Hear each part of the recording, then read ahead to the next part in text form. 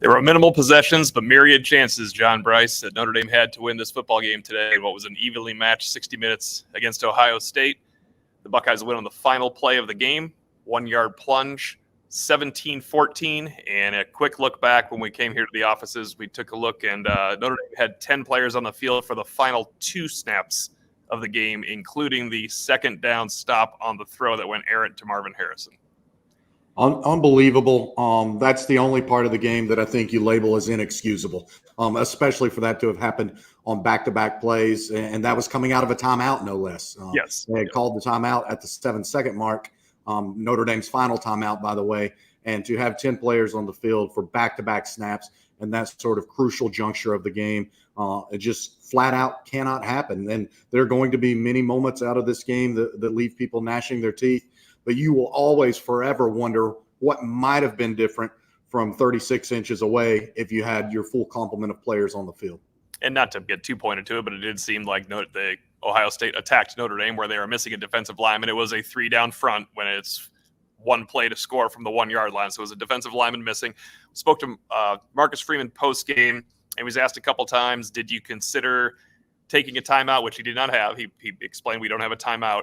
At that point, there has to be some type of play and some type of signal, some type of emergency, what you call it desperado, like they had 11 years ago for Notre Dame.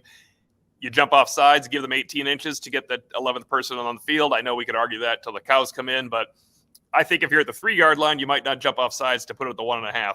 At the 1-yard line, I believe you jump off sides to get your extra defensive lineman in there. They did not. And of course, Tranum scores to win the game. Now, those 2 plays were tough.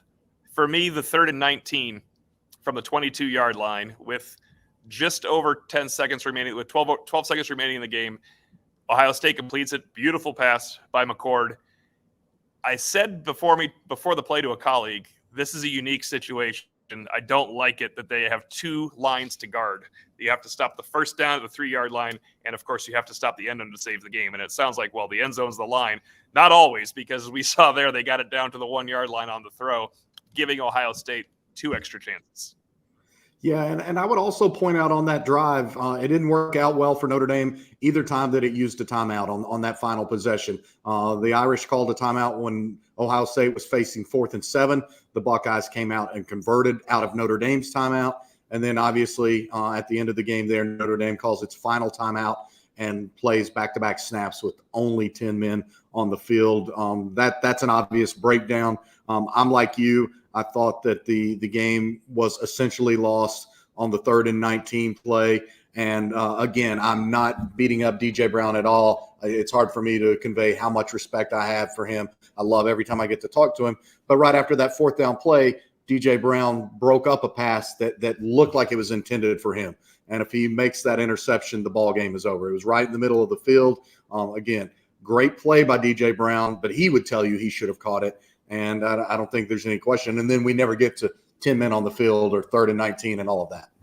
Yeah, and we asked Marcus Freeman also post-game, playing coverage. They rushed 3 on that 3rd and 19.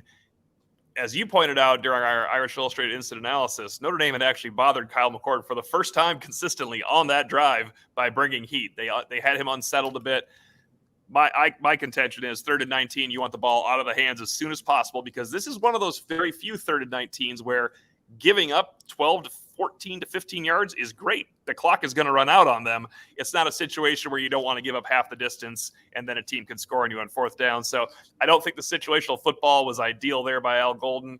I understand wanting to change up the look, and Marcus Freeman said we wanted to give him a different look. We've been playing a lot of man coverage, and we also understand man coverage against those Buckeyes can be a problem. 1 missed tackle is 6 points. Yeah, you're right. All of those are valid points. But again, Kyle McCord looked his least comfortable of the evening throughout that last possession for Ohio State when he was pressured, when he was bothered. And I thought Notre Dame was much more effective getting to him during that drive because the Irish were just turning it loose up front and really getting after him and didn't have to worry as much about edge contain and some of those discipline components of playing defense. And so, yeah, it's not second guessing because I think we looked at the time and said, wow, hard to believe they're only rushing 3 men right here.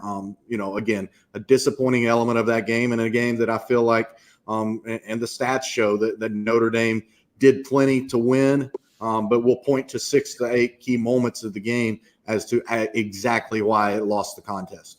You felt like at that point, I know you were down on the field and I stayed in the press box for the story, and I just thought, well, they're going to be bringing 2 late. They're going to bring 2 late. It's not just going to be 3 here. And it was only 3. And of course, if Notre Dame drops into coverage and they pick off that pass, we're not having this conversation now, but you got to, I think you play the odds in that situation.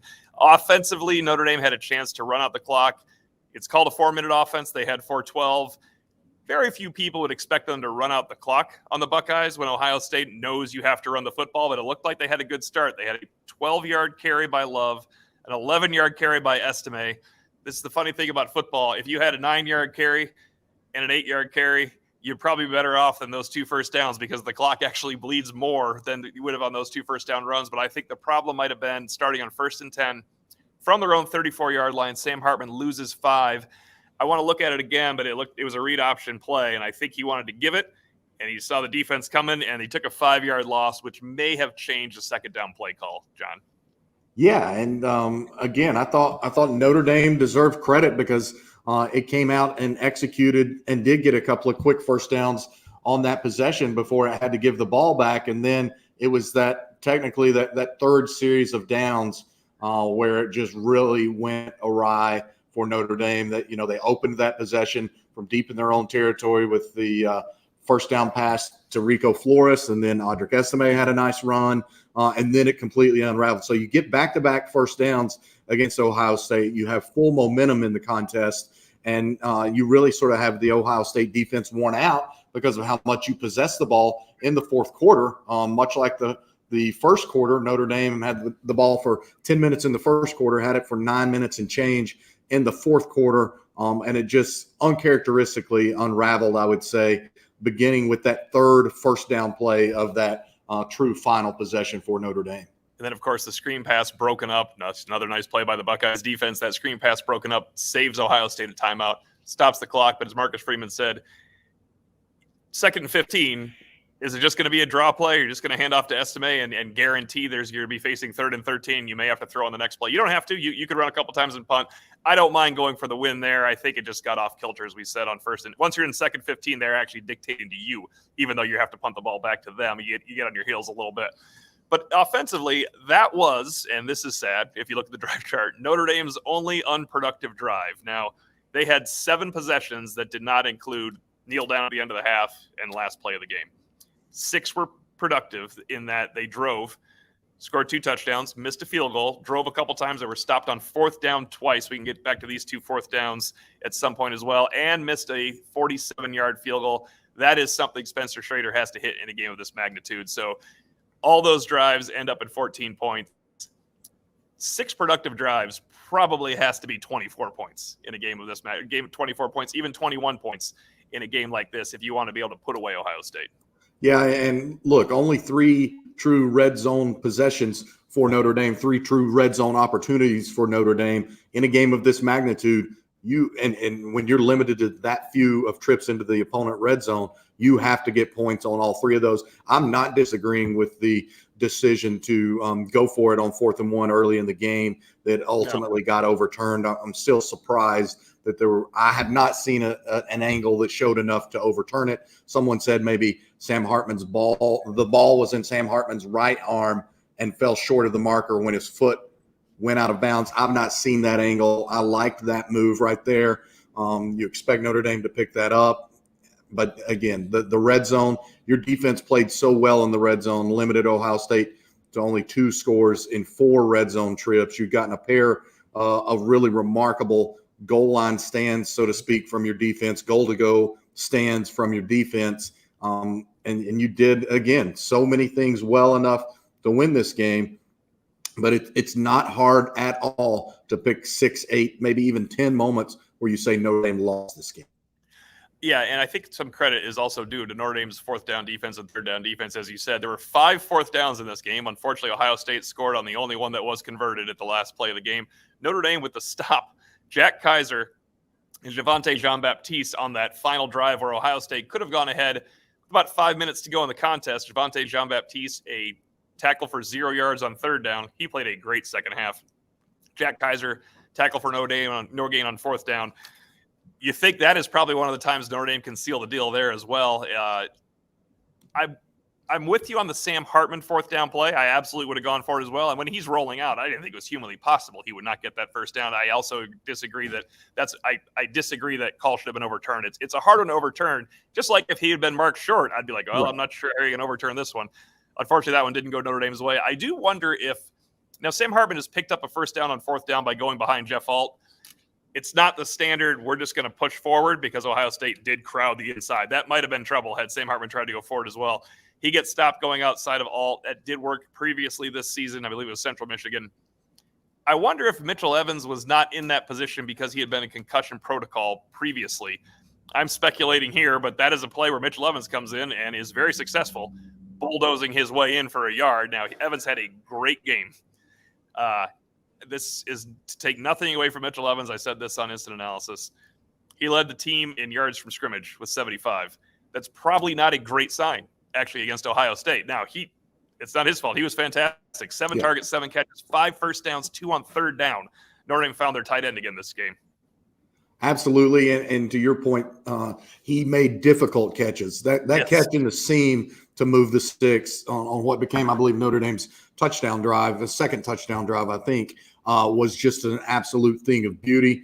He obviously had the one-handed catch, just a really, really fine performance from Mitchell Evans.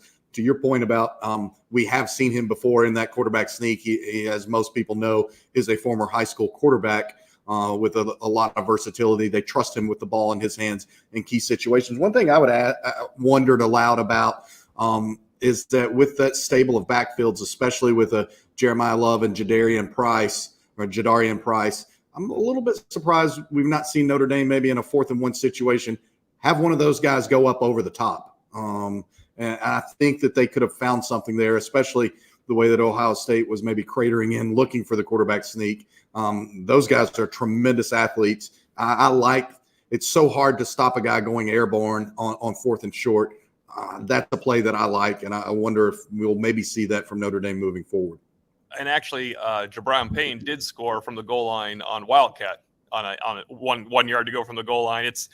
I actually think it's going to change moving forward. You're right, because Sam Hartman did not look comfortable on that sneak. Now, of course, he's going against elite athletes at Ohio State as opposed to Central Michigan, but that's what's going to happen here. We're going to the elite athlete phase of the schedule, so they're going to have to find a way. But back to the running backs, Jadarian Price gave him a little spark with an 18-yard run, and he looked quick. I was surprised he didn't play as much in the first half, but I was talking about this with Tim Priester, with one of our colleagues. Notre Dame had the ball 3 times in the first half. Maybe the plan was for him to play to start the 4th series because it is extreme. This was a Navy game in terms of possessions. Notre Dame had the ball on 7 possessions and Ohio State had 8. That is just not how you expected this game to go. Of course, that's how the game went last year, but that was by design for Notre Dame. This was just a bleeding clock. Notre Dame moving the ball, not converting. Price gave him a spark in the second half, and so did Jeremiah Love. Jeremiah Love had 3 carries. I think it was 10 yards, 16 yards, and 12 yards. We talked about the one in the 4th quarter. That was huge for the Irish. Estime had his moments. I thought they bottled him up pretty well, Ohio State. But I think it comes down to the fact that Ohio State was comfortable trying to guard Notre Dame's receivers on the outside one-on-one, and that added an extra hat in the box for the Irish running game. Yeah, and I thought Notre Dame did a nice job, particularly in the first half and really through the first 2.5 to 3 quarters of distributing the workload so that it could lean on Audric Estime in the 4th quarter. And I thought that we saw the offense yield some dividends from that approach. I just counted it up. I believe four tailbacks, maybe. 5 tailbacks got at least 2 carries in the game. I like that. I thought that did some nice things to keep Ohio State off balance. We saw a new little wrinkle and saw it multiple times where they had 2-back personnel and Sam Hartman would fake to the back on the right and still make the handoff to the back on the left. I saw him use that very effectively with Jeremiah Love. Just a neat little wrinkle that was unveiled that I thought, again, helped Notre Dame be very effective offensively, especially late in the game. Again, I'll keep pointing to the fact that Notre Dame so wholly and thoroughly more or less dominated the first quarter and did everything it needed to do except put any points on the scoreboard, both because of the controversial 4th down overturn and then the early in the game missed field goal opportunity. I just thought that was really critical against a relatively evenly matched team, evenly matched contest. you have that chance to really send the crowd into a frenzy, fevered pitch. And for all your statistical dominance, it was a scoreboard stalemate at that point. And of course, Ohio State had the lightning strike, and give credit to Ryan Day and in the offense of Ohio State. They saw something. They out-leveraged Notre Dame on the outside. TreVeyon Henderson was gone. It looked like it was the only play where it looked like Notre Dame didn't match up well with Ohio State in skill positions. He could not catch TreVeyon Henderson.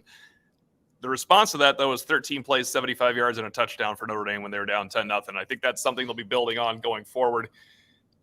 You have to worry about the mental state of Notre Dame going to this week with Duke, of course. The good news might be that game day is coming to Durham and that Notre Dame has another marquee game coming up. I think that they can look at this game and think it's the one that got away. That maybe can help them going forward these next 3 games because they feel like they can get right back in the national picture against USC. For Notre Dame fans, this is a gut punch that they haven't seen in a while, I think, where they felt that they were the better team or absolutely even at worst team against an elite team on the field between the lines for 60 minutes. I would contend that ultimately the way this game was decided, aside from those handful of plays that we've talked about, I felt like Notre Dame was the more complete team in this contest. Ohio State still had the singularly best skill players at a couple of positions, specifically TreVeyon Henderson and Marvin Harrison Jr. A couple of the catches that he made, obviously Henderson's eviscerating run off the left gap and down the sideline where no one from Notre Dame could catch him. So again, I felt like in so many areas that Notre Dame was the better, more complete team, but Ohio State had a couple of flat-out superstars make superstar plays. And Emeka Egbuka is one of those players because last year he got Notre Dame with a touchdown and 9 catches for about 95 yards. Today, I think it was only 7 catches, but 4 of them in the second half were absolute killers. He was, of course, the third and 21-yard recipient on 3rd and 19. They did stop him on the 4th down sweep. That's not something I would expect when he gets the ball in that situation. It is when you're looking at the outside, and I am with you, John. I think we're all together. You got a pressure on 3rd down. I hate to go back to this, but I do understand when you are looking at that speed going against you, and maybe your only matchup you have is Morrison, and he's still going against one of the best in the country where you feel comfortable athletically. Egbuka beat him anyway against the zone. I mean, there is credit where credit is due. I agree with you and Tim that Notre Dame outplayed Ohio State, but Ohio State had its marquee players make plays. Notre Dame had its marquee players, young guys, step up. Rico Flores stepped up for a touchdown. Jaden Greathouse helped set up that touchdown. Did not get what we thought they get out of Jaden Thomas. Tobias Merriweather made one very big play to set up Jabron Payne's touchdown run, and of course Mitchell Evans. So there's growth there. I think Notre Dame fans are sick of hearing about that, though. I mean, let's be honest. We've all said not that they can't lose this game physically or it's not realistic. It's very realistic to lose. They're underdogs. They can't lose this game. This was the one for the taking for Ohio State, and Ohio State took it to them at Notre Dame Stadium on the final drive. That was not the only 3rd down they converted. They converted a 3rd down previously on that drive as well.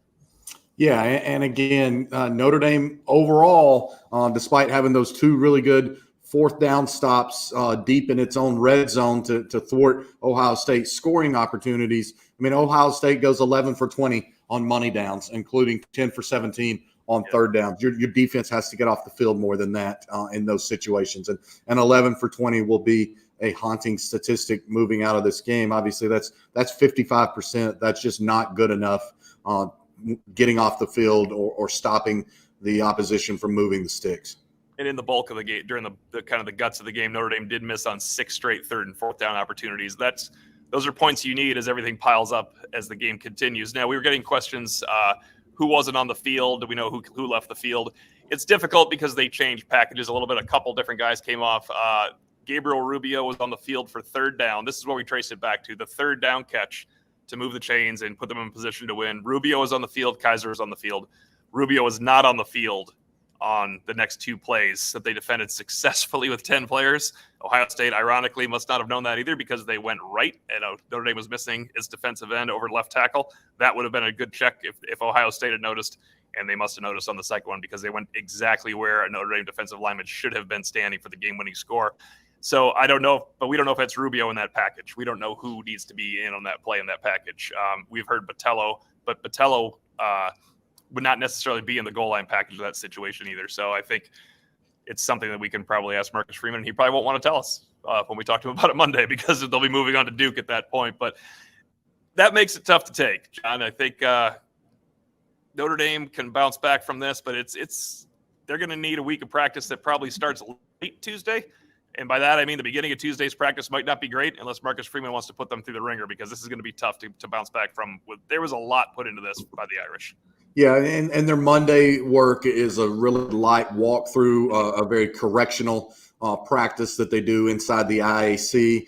You wonder what kind of atmosphere that will be, the intensity. I like the leadership of this team. I think this is where you have great value in a Sam Hartman, even more so because how much he's been through and how much he's seen, how he handles himself. I like Joe Alt in this situation, Cam Hart. I think there will be other guys that aren't official team captains that can step up and help Notre Dame in this. And there's still a lot of football season left. I know nobody wants to really hear that right now. And again, I'm saying that knowing that we all want a couple days away from talking about that. Exactly. But you're absolutely right, John. There's plenty left. Sorry to interrupt. There's plenty No, you're good. You're good. That makes it better. But there is still a lot of football left. You exit this game thinking you should have won the game. I guarantee you, Marcus Freeman stopped just short of saying it. He said, I'm disappointed because we didn't play to our best. Well, you lost on the very last play of the game, and you're saying you didn't play to your best. So you can draw the conclusion there, and it's a fair one. But again, I said going into this season, Notre Dame, big picture, needed to take 2 of 3 to control its playoff destiny between Ohio State, USC, and Clemson. Now, there's no margin for error, but there's still plenty of margin for opportunity out there for Notre Dame in a year that I don't think there's a truly great football team anywhere in college football. 1993 Boston College, 2005 USC, 2023 Ohio State. I think that is the new pantheon of gut-wrenching losses at Notre Dame Stadium in a game they could have won, and Notre Dame was even or the better team. For Irish Illustrated Overtime, I'm Tim O'Malley. This is John Brice from FootballScoop.com. And we'll have much more at irishillustrated.com. Ohio State 17, Notre Dame 14.